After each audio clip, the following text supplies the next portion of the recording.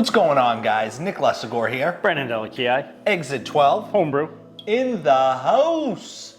In the brewery of Exit 12 Brewery. Yep. Coming at you with a homebrew review. Yep.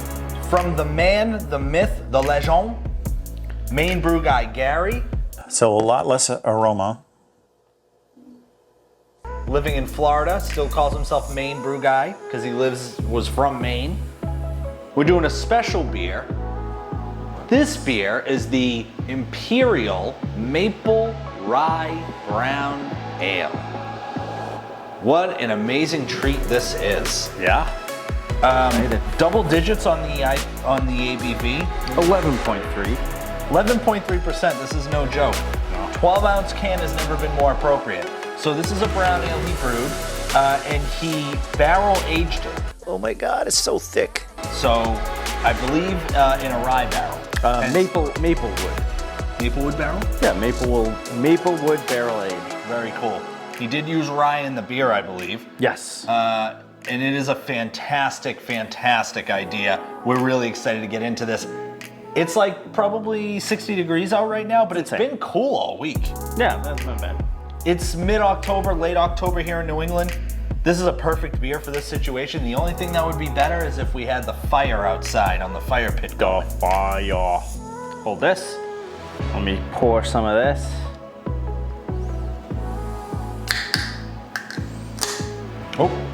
Oh my God, it's so thick. Hey-o. Okay. Hold on, I got it. Oh. He does not have it. Gary, my guy. Every time. Okay. Again, rubber mask. We should be fine. May have been operator error. No, don't say that. Brandon may have had to take the tab and pull it back a little bit more. Yeah, well. Oh my God, it's so thick. All right, so pouring it, taking a peek, if I could just get my hands dry a little bit. Yeah, okay. Taking a peek, the beer itself is looking relatively clear. You can kind of see my fingers. It's got about a half finger head. It is looking very, it's actually coming across on camera a little bit darker than what it actually is. Yeah, it's like a medium brown. It's a light brown, actually. Yeah, I think the color is fantastic. Our regular brown ale that just won silver in a local competition, the British beer category, is a little bit darker. Yeah. This is brown bordering on amber. Sure, yeah, I would agree. Yeah, I could see that. I call it like a light brown. Very well carbonated. Yeah. It's all on as the floor. would be attest to. Let's get a nose on this bad boy. A little nose of rosy noonie. Let's do it. Just a nose time. Just a regular nose. It's nose time, baby. Oh, that's fantastic. Actually, yeah, it's a what is it? It's a very Oh my God. butterscotch. Yeah, butterscotch for It's sure. like a butterscotch candy. It's like a Werther's Original. Wow. For Gary's old behind. That's right. You know, he's up in Florida, in Naples. He's sucking all those Werther's Originals. It's the retirement capital of the country. Yeah, I can see it. It's a Werther's Original on the nose, for sure. That could be the Maplewood, maybe? Probably, yeah. I'm also picking up, it could be the rye, but a toffee character. Sure, like maybe really that's what it is. heavy. No, the butterscotch you're right about. It's multi-layer. I'm also picking up a heavy toffee character. Oh, okay. Yeah. Almost like a caramel candy on the back end. Yeah. It's definitely got that candy aspect, which is funny. It's the second beer we've had from him as of late that had a really candy-centric aroma and flavor. Oh my God, Gary. It's a Werther's Original dipped in toffee. Oh my God. And there's something on the back end that I can't quite get. Yeah, It's great. Maybe like a vanilla or something. A Yeah, vanilla bean. okay, yeah, sure. No. Oh God, Gare Bear baby. Wow. Let's try this out. Cheers. L'chaim. Cheers, Gary.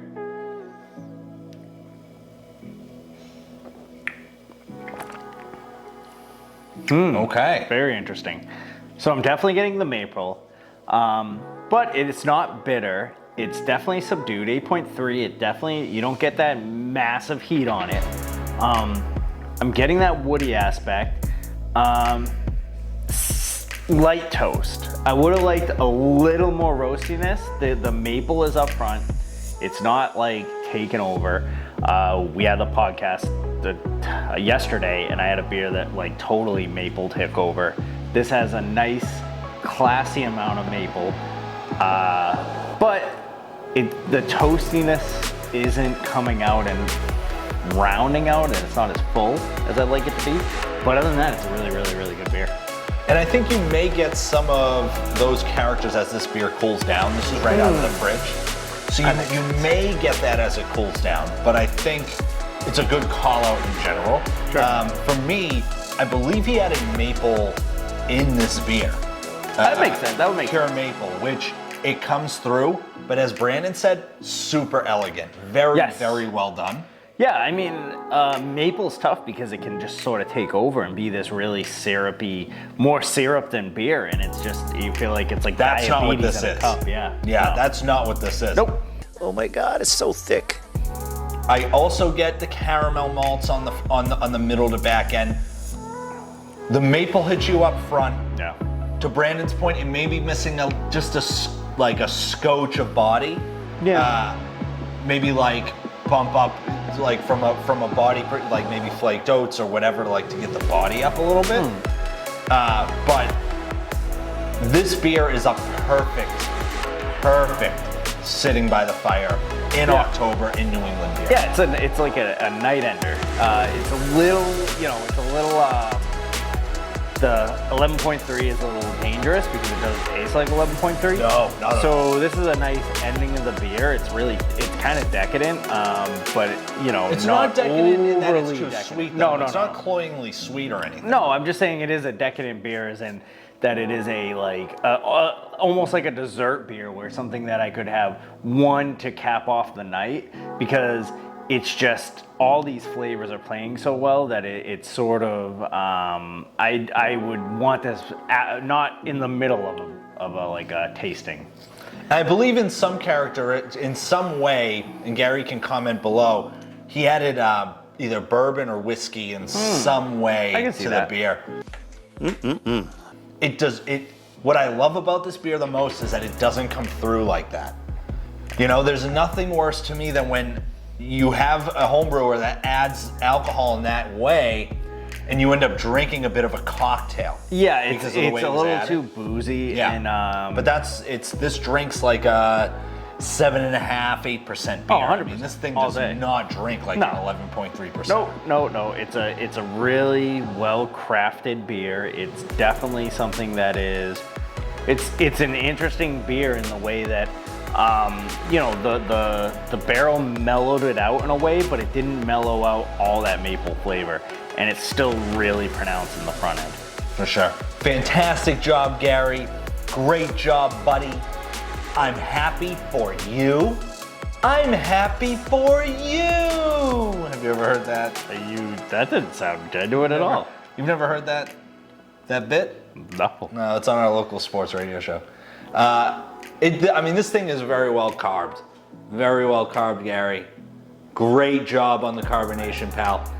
We're gonna have to do a little bit of janitorial work here this evening. Yeah, Gary, that's fine. It's cool. I do prefer my Imperial beers with more carb. Imperial brown ales, You have Imperial said that. stouts. You are a carb junkie. Yeah, I was gonna say swears, and I can't say swears on this. not on this channel. Check out the Exit 12 Craft Beer Homebrew Lifestyle podcast. Yes. Where we do swear. We do swear. We have guests that swear also. It's a prerequisite to come on the show. It's not really. If you don't swear, that's fine. Check it out and like, subscribe, hit the little notifications bell. when we're doing stuff on this channel right here. Thanks so much, Gary. Appreciate it, brother. Love ya. Cheers. L'chaim. Thank you. Cheers.